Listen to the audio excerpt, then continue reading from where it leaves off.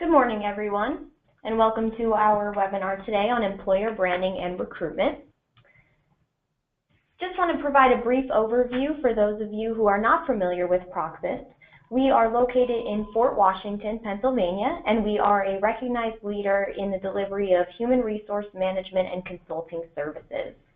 We have both an HR management side as well as a human capital management team, which allows us to provide a unique mix of HR services and solutions. So, brief blurb about myself. I bring over 5 years of HR experience to the PROXUS team. I received my bachelor's degree in business with an emphasis in human resources from Susquehanna, and I'm currently studying for my master's degree from Penn State University. With PROXUS, I'm a member of our HR Solutions Center, where I am responsible for providing back-end HR support for a number of our clients in areas focusing on recruitment, onboarding, training and development, employee relations, payroll, and policy and procedure development as well. So in the webinar today, we're going to discuss the concept of employer branding. And this is a concept that has been growing in popularity. But what exactly is it, and why is it important? So in today's webinar, our goal is to introduce you to this concept and explain its importance in today's workforce. As you're probably aware, the baby boomer generation is entering into the retirement age, meaning the amount of open positions for many companies will begin to steadily increase. The millennial generation is now entering the workforce and looking for organizations with a good reputation where they can build their career.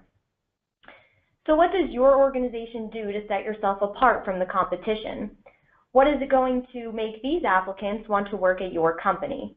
This is where building and maintaining a strong employer brand comes into play. So today we'll discuss how to effectively build your employer brand, learn how to tie your brand to recruitment, and then we're going to look at some popular case studies to provide examples of success stories. So your employer brand is essentially the reputation of your company. It encompasses many factors, such as the image your current or past employees have and communicate about the organization, your organizational culture, and your work environment. So essentially, it's how you differentiate yourself as an employer. So to start off, we want to do a quick poll here of all the viewers and listeners. How many of you believe your organization has an existing employer brand?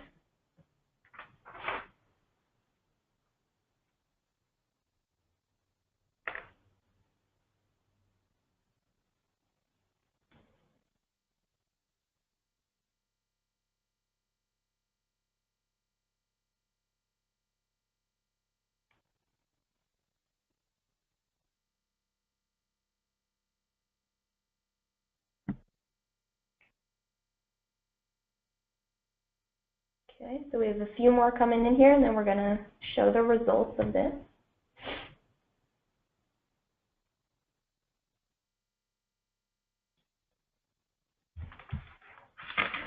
Okay, so it looks like about half and half as far as people who think they have an existing employer brand and those who don't.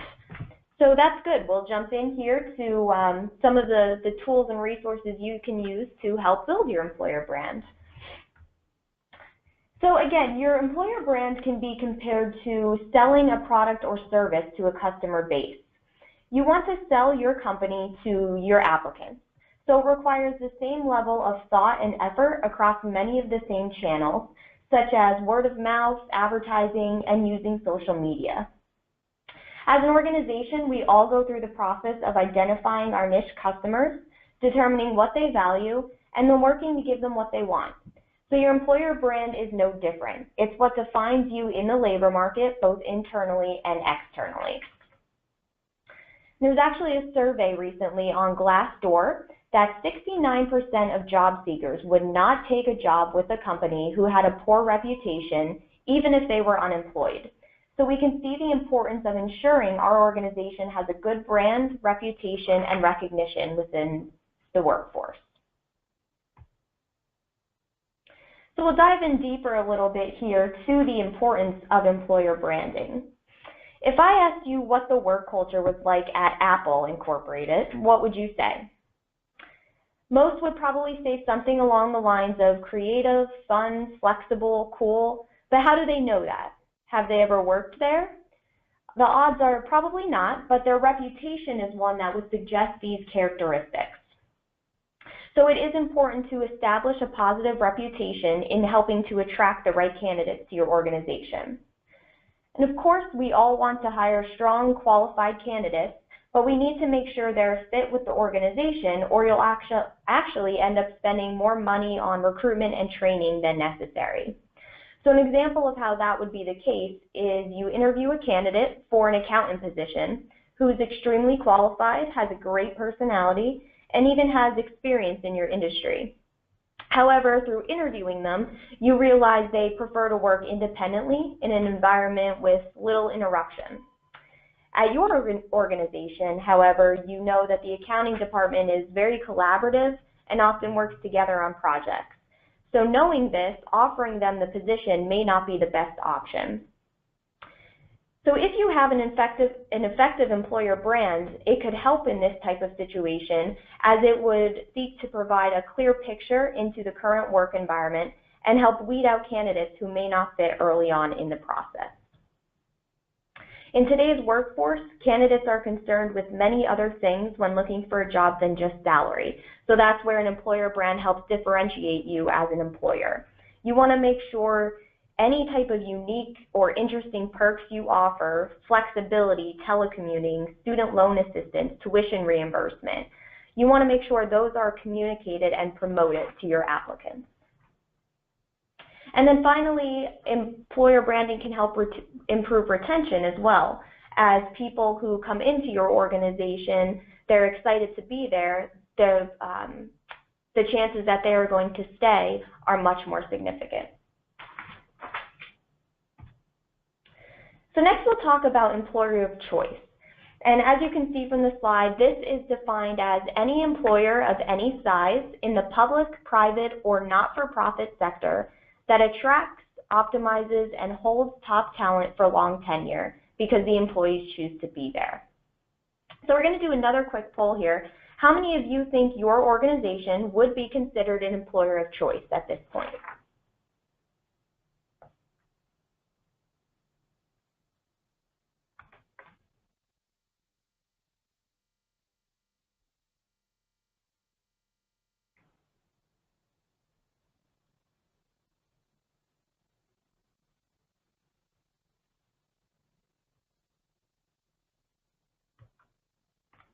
Okay, so we'll take a look at the results here. Okay, so the majority of you, it looks like you do think you're an employer of choice. That's great.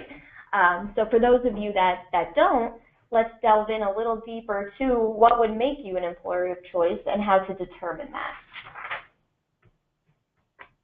So being an employer of choice refers to organizations who've been deemed good to work for. And that could occur for various reasons, including compensation, benefits, training and development opportunities, advancement opportunities, and any other perks I mentioned previously that may differentiate you. So you want to make sure that you're differentiating yourself from the competition. Generally, employers of choice offer a welcoming and open work environment where people want to stay for lasting careers. So that's where opportunities for growth and development come in. And then obviously management being interested in employees is very crucial as well. Today's employees want to hear feedback. They want to know if they're doing a good job and know how to improve if they're not. So that's very important to make sure that constant communication and open door policy is evident with your employees. And being an employer of choice has a lot of benefits. One of the main ones is that it has been shown to decrease recruitment costs, result in lower turnover, and higher productivity and employee morale. So all things that can lead to a good organizational reputation and improve retention in the long run.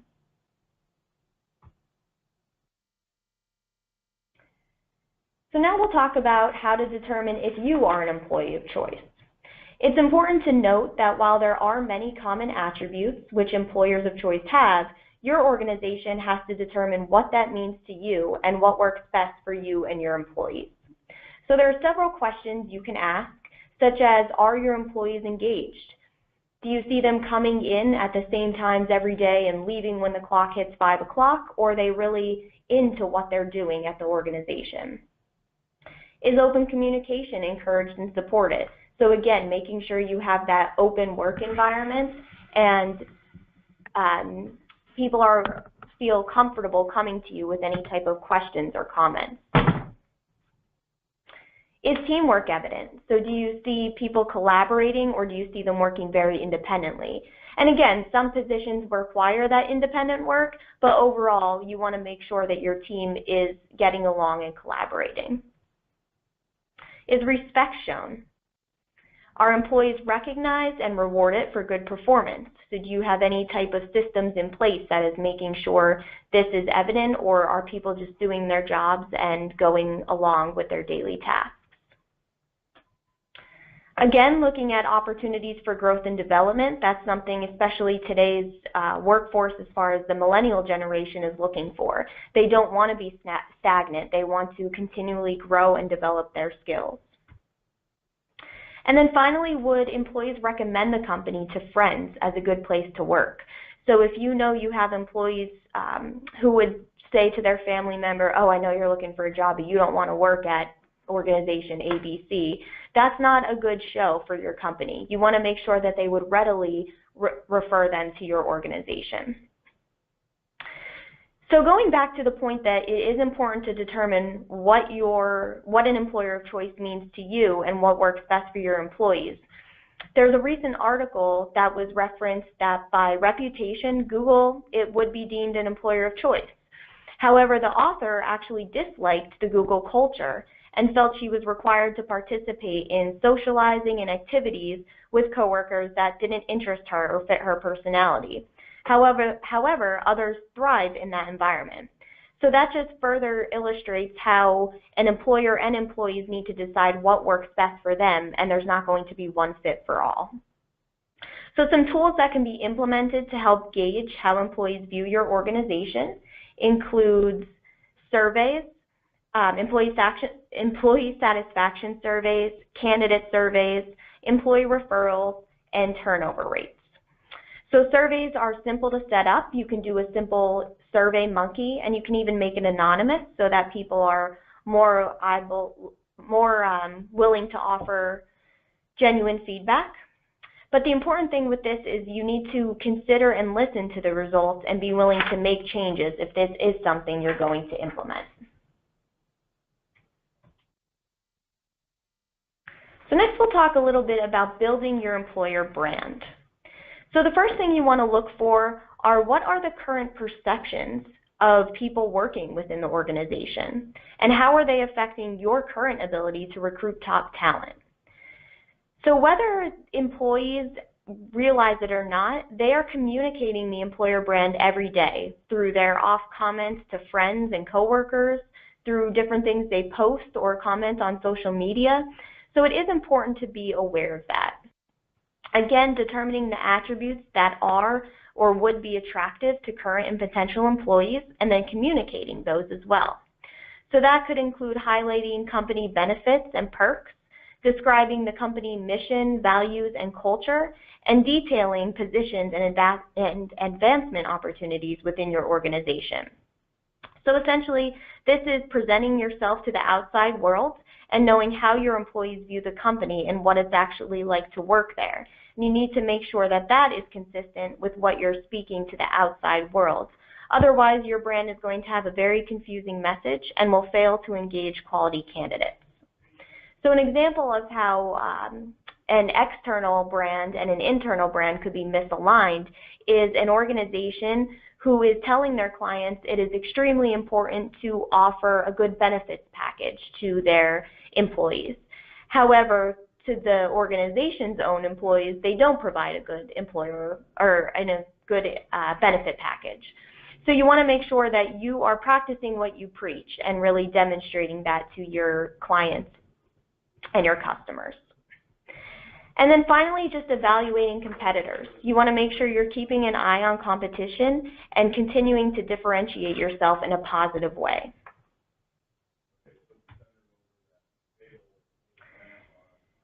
So with building your employer brand, it's important that you consider the entire employee life cycle and not just focus on recruitment.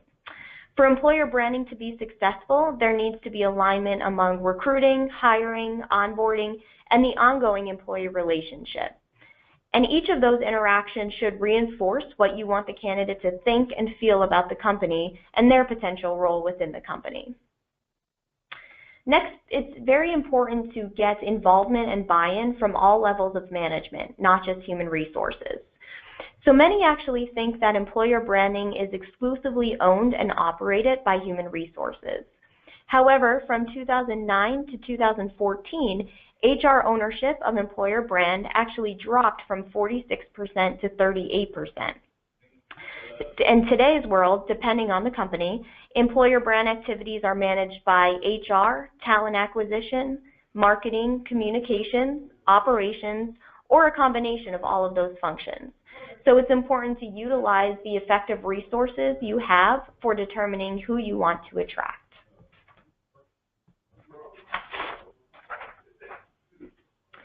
So again, building your employer brand, we'll look a little bit deeper into the employee life cycle. The first is attracting new talent. So as you work to understand the current perceptions of your employees, you'll be able to determine what to promote in order to attract candidates that will succeed in your organization. And you'll be able to do this by communicating culture, benefits, training and development opportunities, providing insight into what a typical day is like in the organization, and introducing applicants to current employees. So an example could be if someone comes in for an interview and they seem like a very positive candidate, you might want to give them a tour of the organization or have them sit with someone they would be working with so they can see what a true day would look like. That will give them a realistic glimpse into what they can expect should they proceed to being employed with the company. Next, as far as interviewing and onboarding, you want to make sure your interviewers are trained and know what they should and should not say to applicants. It's crucial interviewers treat all applicants with respect and are not negative or unprepared in any way. You want to make sure they are able to ask and answer relevant questions, and you want to make sure they're engaged.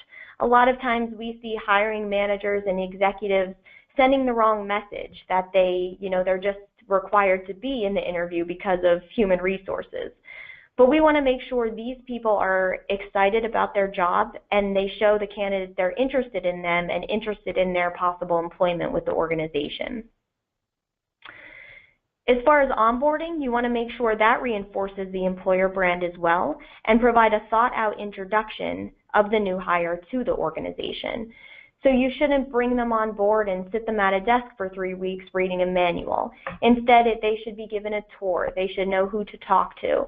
They should be able to learn the ins and outs of the organization and become involved in daily responsibilities and projects as much as possible from the start. Of course, there is going to be a learning curve, but it's really going to be a bad impression if you are not giving them the attention that they need when they first begin. As far as retention, not only will the employer brand attract top talent, but it will help to retain your current employees as well. Reminding employees what initially attracted them to your organization and following through on promises is crucial. And this could be done through reward and recognition programs, training and development opportunities, and then communicating different career paths you have for the employee as well. And finally, leaving on good terms. So we all know the cost of recruitment and turnover can take a toll on an organization. And we know that not all goodbyes are positive, but it is crucial to maintain a professional and positive relationship as much as possible. This can be done by making sure that you are communicating with rejected candidates. They may be a good person for a position down the line or for referrals in the future. So we want to make sure that we are not just leaving them hanging after an interview, but following up with them and telling them the status of their application with the company.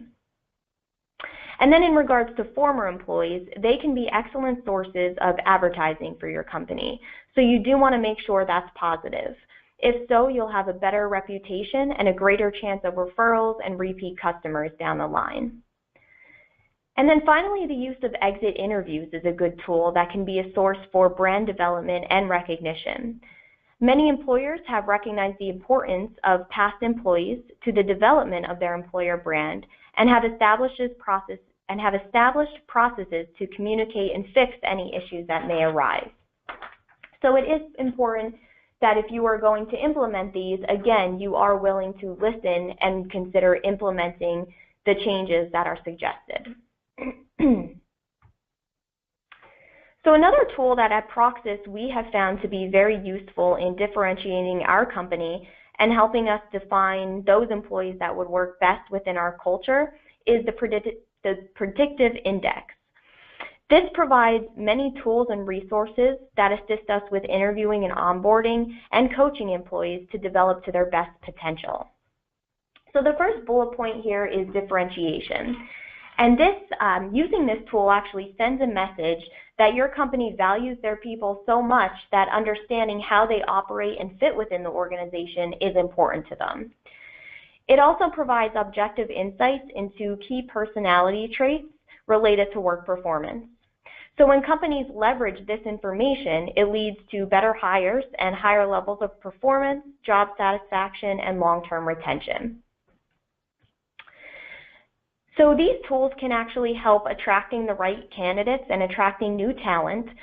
The first is the job pattern, which is a tool that teams are able to come together to define and align the behavioral requirements for any role.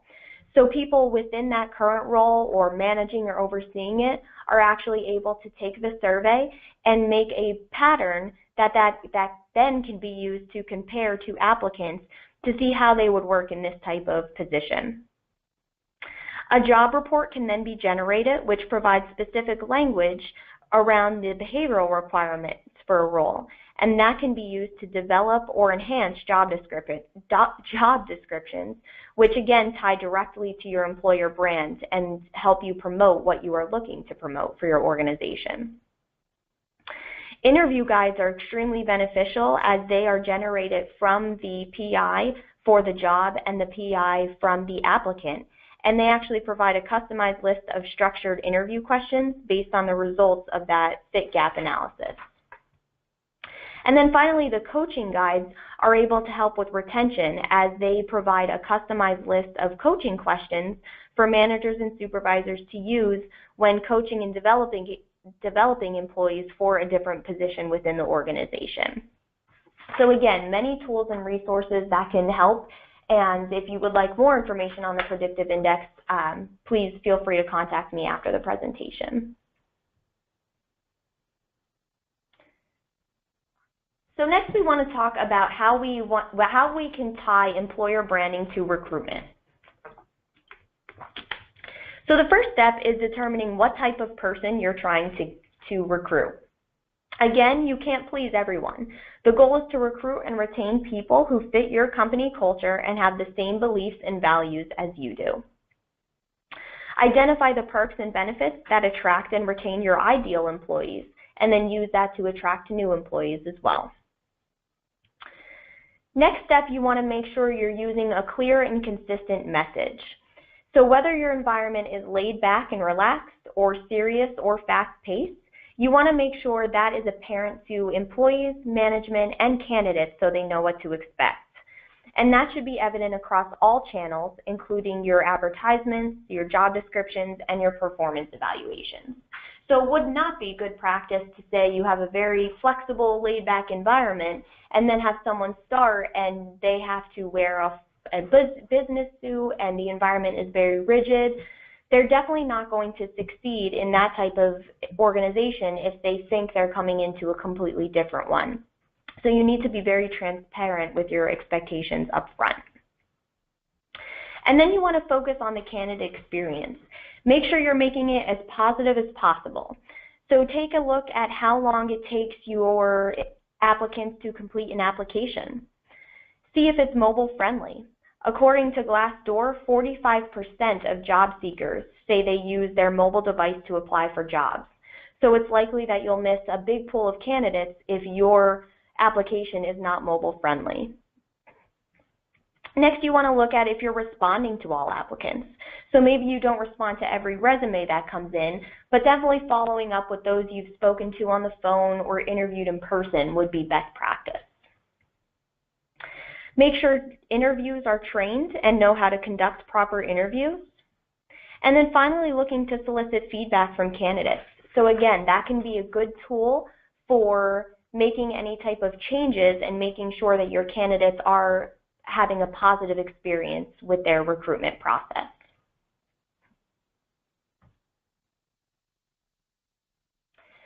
So next we'll talk about how to communicate your employer brand, and this can be done in a variety of ways. First, in regards to advertising and candidate sourcing, there are a variety of avenues, and it's important to ensure that a variety are used so that you can have a diverse candidate pool and a good volume of applicants. So organizations should look to include various strategies in their current recruitment process, including the use of both large and niche job boards, social media, employee referral programs, recruitment events such as career fairs or open houses, and then forming relationships with professional associations, trade schools, and affinity groups. So that could really give you a new avenue to candidates, and especially passive candidates, through different networking opportunities for future openings as well. Next is your employer career page. That is often the fundamental method for communicating opportunities to prospective employees. So it's important that you have any type of pictures, stories, what to expect, why they would want to work for you. Make sure it's engaging and transparent, and make sure it's easy to navigate. If an applicant goes to your website and can't find where to apply or how to apply very fast, they're going to be very discouraged, and it's likely you'll miss out on that applicant as well. As far as social media, that is growing in popularity in today's world. A strong social media presence is a common method for organizations to brand and recruit in today's competitive market, and often it's a candidate's first introduction to a company. So they may see a job posted for company ABC. The first thing they're going to do is Google them and see what comes up. They'll visit their Facebook page. They might visit their Twitter account or their Instagram account. So making sure that you can give a prospective candidate an initial view into the corporate philosophy, culture, and career opportunities is very important. For those of you who are not aware, there is actually a site that is growing in popularity. I've referenced it a couple of times today, called Glassdoor. And on there you are able to create an account, monitor and manage it to the degree possible, and then respond in a professional way. So a lot of times candidates will go to Glassdoor and post different remarks about their experience with a company, whether they work for them or they interviewed for them, and they'll give different feedback for that organization that anyone is able to read. So while you can't necessarily delete any type of negative comments, you want to make sure that you are practicing in a way that no negative comments would need to be made. And if negative comments are made, you can go on there and respond to them in a professional manner, saying something like, "We acknowledge this was a problem, we have fixed it by doing this." And that way you'll be able to show that you genuinely listen and care about the feedback. Compensation and benefits package, again, a great way that displays your employer brand. Total compensation, not just salary, is an important piece of information to promote, because in today's world, many applicants are not just looking at the salary. They're looking at medical benefits and additional fringe benefits that may be more popular to them. So an example, a company that is lagging in the market in salary but offers very low employee premium rates for their medical benefits could be more attractive to a candidate. Other candidates may value their time off more than salary and would be happy to know if a company offers a generous amount of PTO or a flexible work schedule. So reviewing where your total compensation package sits against similarly situated companies is important, and then using that to leverage your organization would be beneficial as well. And then finally, an employee referral program can be a great source, as it, again, demonstrates the confidence current employees have in your organization. It's very unlikely that a current employee is going to recommend someone who is not reliable or not a good employee, because it's going to reflect upon their reputation. So that could be a trustworthy source of applicants as well.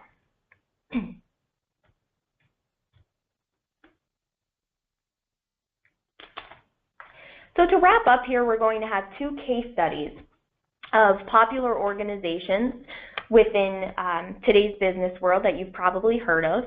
And again, we know these are much larger organizations than some of us may be. However, the lessons we can learn from them are very important.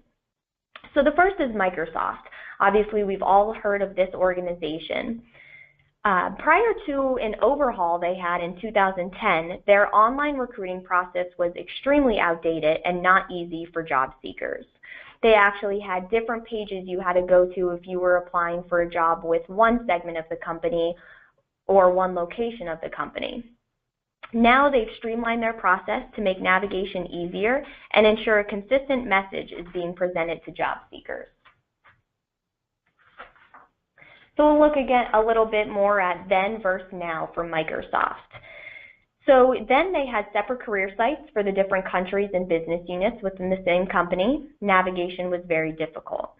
However, now they have a single site that links their Twitter, Facebook, LinkedIn, and YouTube accounts, and they're promoting a consistent brand image and message.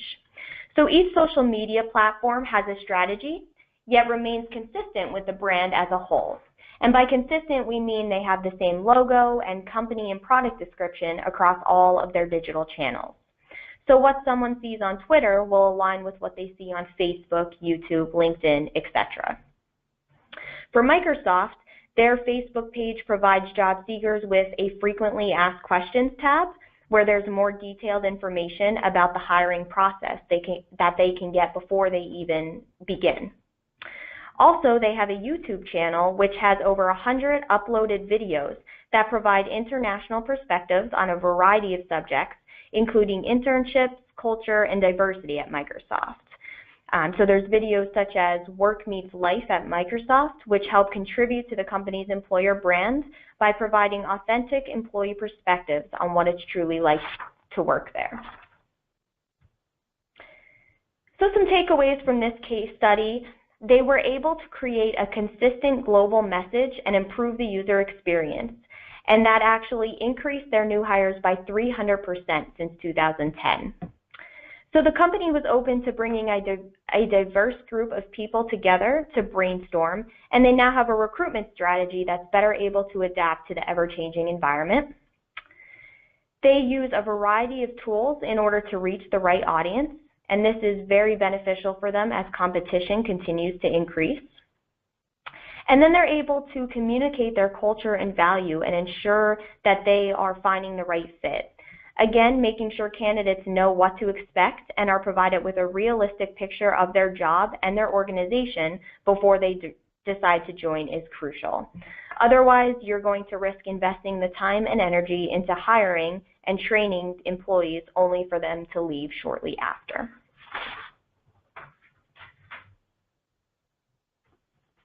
Then the final case study is with Rolls-Royce. So this organization is very well known. They have realized, though, in recent years, the competition for talent around their global operations is mounting, especially among graduates and people in their last years of school. So they were looking for a way to continue to attract these candidates and increase those people who are interested in their type of organization. So in 2011, there was actually a global employer brand manager hired to help them with the process.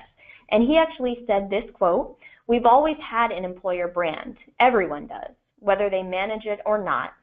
And we were performing well in a range of popular surveys, but the lack of an active employer branding strategy meant they weren't conveying who we are and all we could offer in the most effective ways.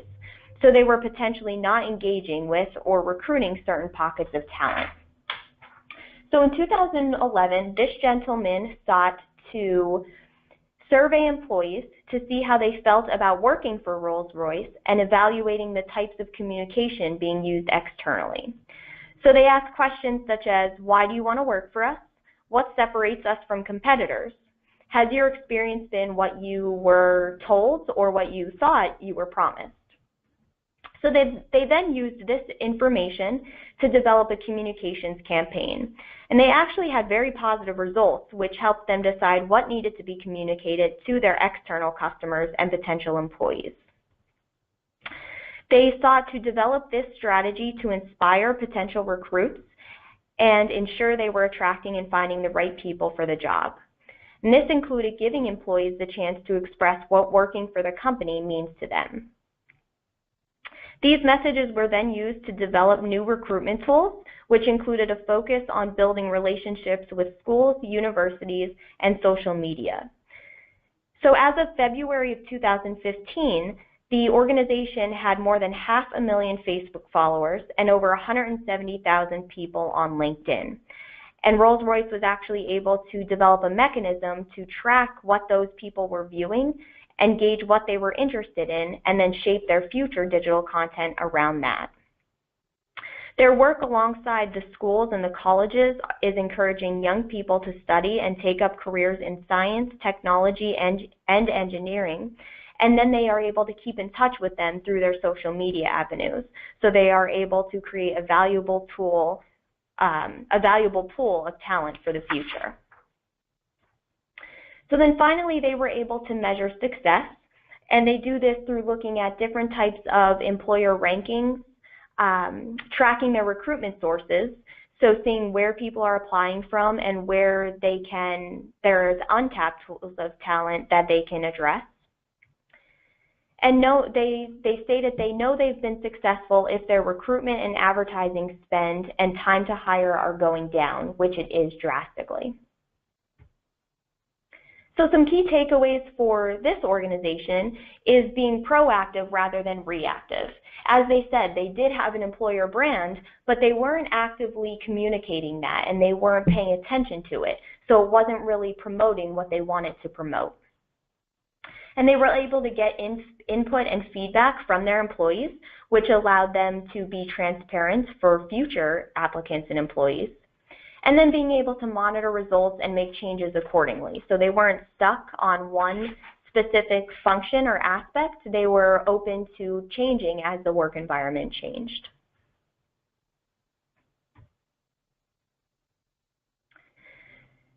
So in conclusion here, we have looked at the concept of employer branding and determined why it was important. And then we looked at some ways to help you effectively build your employer brand and tie that brand to recruitment.